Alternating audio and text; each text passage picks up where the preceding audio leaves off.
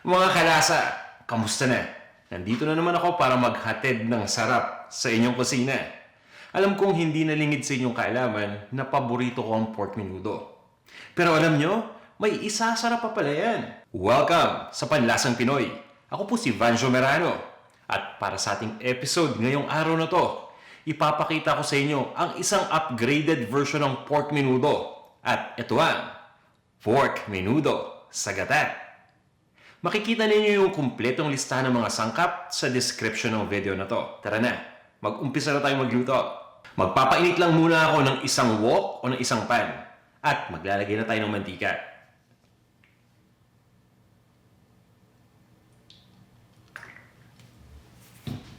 Magigisa lang muna tayo. Una kong igigisa yung bawang at yung sibuyas. At isusunod ko naman yung pork.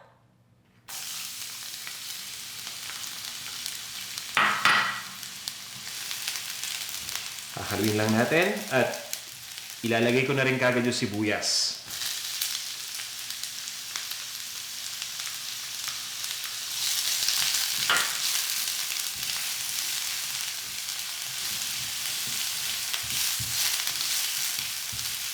Itutuloy ko lang ang pag-isa dito hanggang sa lumambot na yung sibuyas. Ilalagay ko lang yung pork.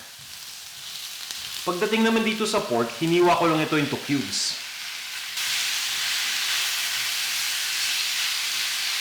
Itutuloy ko lang ang pag-isa hanggang sa mag-light brown na yung kulay ng outer part ng pork. So yan, halos okay na to. Maglalagay lang muna ako ng konting toyo. Optional ingredient lang to At itutuloy ko lang ang pag-isa. At pag sinabi nating menudo, dapat meron din itong tomato sauce. Kaya ilalagay na natin yan. Ang gamit ko dito ay maliit na lata lang ng tomato sauce.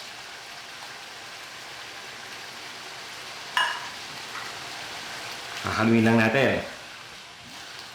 So once mahalo na natin itong tomato sauce, ay ilalagay ko na kagad yung gata. Ang napansin ko, kapag ginataan na natin yung menudo, mas nagiging malinamnam pa to.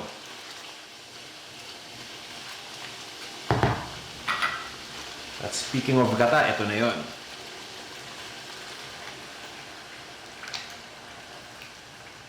Yan, ang gamit natin dito ay 2 cups lang ng coconut milk. Pwede rin kayong gumamit ng kakang gata kung gusto nyo mas maging malinamnam yung inyong menudo.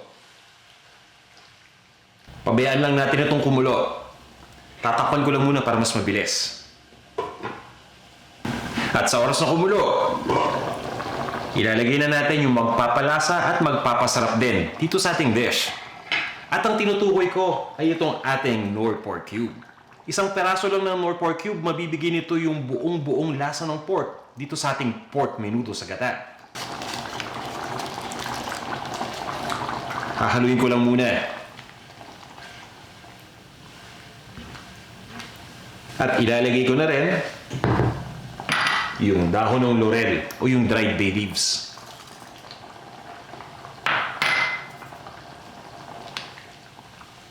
And distribute lang natin itong dried bay leaves. Magbibigay ito ng mabangong amoy dito sa ating dish. At i-adjust ko lang yung init. Hihinaan ko lang. So isa-set ko sa low. Tatakpan ko lang tong ating lutuan.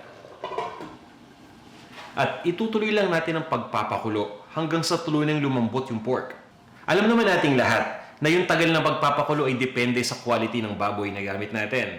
Kaya kung nakikita ninyo na medyo natutuyuan na yung sauce at hindi pa malambot yung pork, pwede kayong magdagdag ng tubig. Itutuloy ko lang ang pagpapakulo dito hanggang sa lumambot yung pork. At once na mangyari yan, ilagay na natin yung mga ingredients pa. At this point, i-check muna natin kung okay na itong pork. Dapat malambot na to.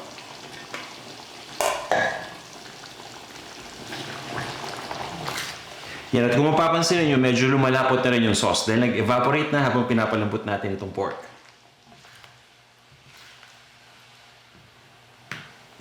Lalakasan ko lang muna yung heat. Wala ako ng kutsara para ma-check.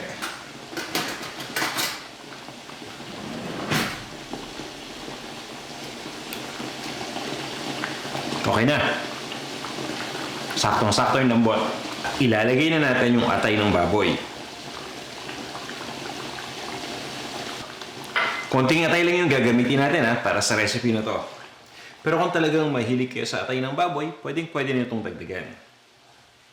Takpan lang muna natin itong lutuan at papakuluan ko lang ito ng 8 minutes. At pagkatapos ng 8 minutes, ilalagay ko na yung mga gulay. Meron ako ditong patatas. So yung patatas, hiniwa ko lang into cubes. At pagkatapos niyan, ay ilalagay naman natin yung carrots. Ilalagay lang natin lahat ng carrots dito. At haluin lang natin.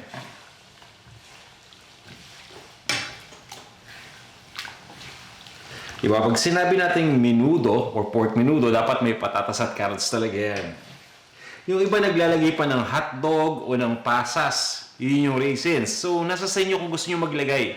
Optional ingredient lang yun, pero hindi naman masama na maglagay dito. Ayos lang din. At para talagang maging lutong-luto na yung mga gulay, ang gagawin ko, itatakpan ko lang itong ating lutuan. I-adjust ko yung heat between low and medium. So, ito yung gitna ng low at medium. At lulutuin ko po ito ng mga 8 to 10 minutes. Para talagang malambot na yung carrot, pati na rin yung patatas. And after that, titimplahan lang natin to.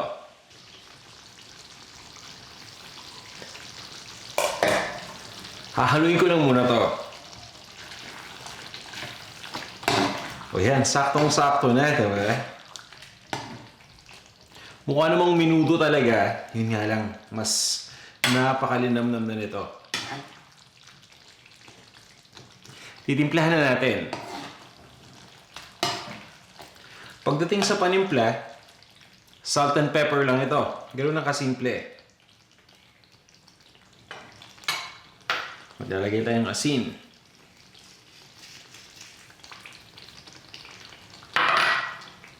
At ng ground black pepper. Alam niyo naman kung gaano ko talaga kahilig tong ground black pepper, kaya dinadamihan ko to.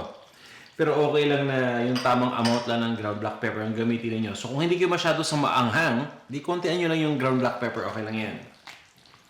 Haluin ko lang muna to. Pwede na natin itong ilipat sa isang serving plate at iserve na natin kasama ng mainit na kanin. Ito na ang ating pork menudo sa gata. Tara na, kain na tayo.